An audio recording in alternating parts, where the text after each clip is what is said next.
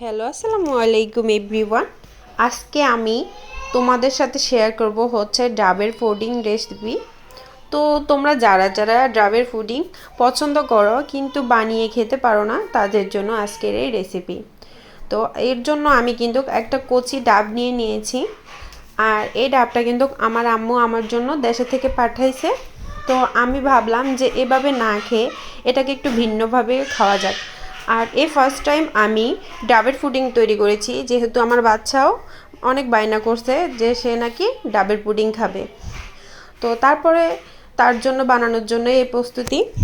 তো তার জন্য আমি ডাবটাকে কেটে পানিটাকে আলাদা করে নিয়েছি, আর শাঁসটাকেও আমি বের করে নিব। তো এখানে আমি কিন্তু ডাবের পানিগুলোকে ছেঁকে তারপরে হচ্ছে পরিমাণ মতো চিনি দিয়ে দিয়েছি।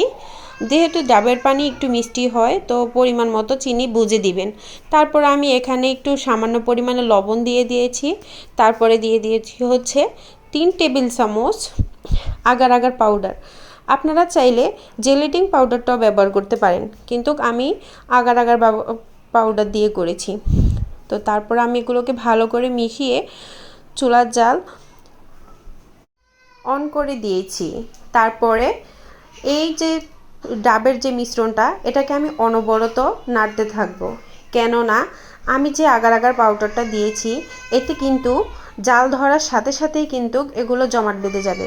তো সতর্কতামূলকভাবে আপনারা এটাকে ভালোভাবে কিছুক্ষণ ফুটিয়ে নেবেন এভাবে আমার মতো, আর এভাবে অনবরত নাড়তে থাকবেন। আর হ্যাঁ, ডাবের পুডিংটা কিন্তু খুবই সহজ, শুধুমাত্র 3টে উপকরণ দিয়েই এই ডাবের পুডিংটা সুন্দরভাবে ঝটপট রেডি করে যায়। আর এখানে আমি ডাবটাকে কেটে নিয়েছি, আর আমার হাতের কাছে যেহেতু হাতকড়ানিটা ছিল না, তার জন্য আমি কাঁটা চামচ দিয়ে আস্তে আস্তে ডাবের শাঁসগুলোকে বের করে নিয়েছি। আর এদিকে আমি ডাবের সে পানিটাকে এভাবে হালকা করে নাড়তে নাড়তে ঠান্ডা করে নিচ্ছি। মানে বেশি ঠান্ডাও না, বেশি ঠান্ডা হলে কিন্তু এটা জমাট বেঁধে যাবে। তো উপরে যে তাপটা সেটা যাতে একটু কম থাকে, তার জন্য আমি নেড়েচেড়ে হালকা পরিমাণে একটু ঠান্ডা করে নিয়েছি। তারপর হচ্ছে আমি ডাবের যে শাঁসটা বের করে রেখেছি তাতে আমি এগুলোকে দিয়ে দিব, মোট কথা ঢেলে দিব পুরোটা। তারপরে দিয়ে আমি ভালোভাবে এটাকে মিশিয়ে নিব। তো আপনারা চাইলে নিচে কিছু কিংবা উপরেও দিতে পারেন। আবার অনেকে কি করে কি ডাবের শাঁসটা একটু কম দেয়, তো এটা যার যার পছন্দ মতো দিবে। তো আমি যে একটু বেশি দিয়েছি, আমার কাছে একটু বেশি খেতে ভালো লাগবে তার জন্য আর কি দিয়েছিলাম। তো এই যে আমি সবটুকু ঢেলে নিয়েছি। এখন এটাকে আমি কিছুক্ষণের জন্য ঠান্ডা হতে রেখে দিব।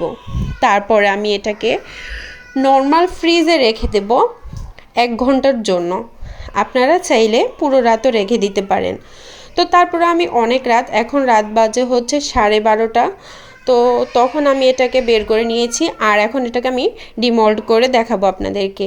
আর হ্যাঁ, আমার হাতের কাছে চাকু ছিল না কোনো, যে আমি এটাকে কাটবো, তার জন্য আমি একটা চামচ নিয়ে নিয়েছি। এই চামচ দিয়ে আপনাদেরকে এখন কেটে দেখাবো। তো ডাবের পুডিংটা দেখতে কিন্তু অনেক সুন্দর হয়েছে আর খুবই লোভনীয় হয়েছে।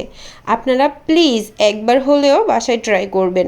নো ফেইল রেসিপি, কোনোভাবেই নষ্ট হবে না, আর অতি স্বাদে ভরপুর।